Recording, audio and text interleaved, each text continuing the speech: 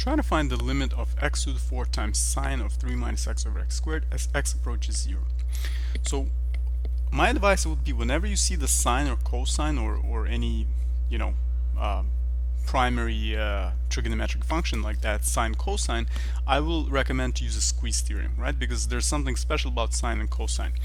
We know that the squeeze theorem says that, let's say this function is h of x, right, and there's f of x, right? So two functions are kind of squeezing the given function h of x, right? So we're told by the squeeze theorem that as x approaches a of fx, right, you have the limit, right, if, and the same limit applies to the g of x surrounding the upper end of the h of x, then by the squeeze theorem the limit as x approaches the same value of the h of x is also the limit value, right? So, but how do you get there? How do you get there?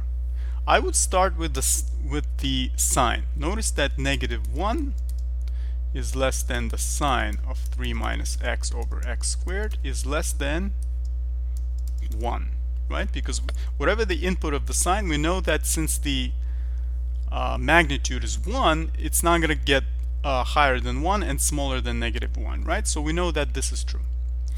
So we need to somehow transform this into this function, right? So notice that if you multiply all three sides of the inequality by x to the 4th, you will get -x to the 4th is less than x to the 4th sine 3 minus x over x squared is less than x to the 4th. Now we know that the limit as x approaches 0 of -x to the 4th is 0. The limit as x approaches 0 of the x to the 4th, the upper guy here, the upper function, is also 0. Then, by the squeeze theorem, right, the limit as x approaches 0 of x to the 4th sine 3 minus x over x squared is 0.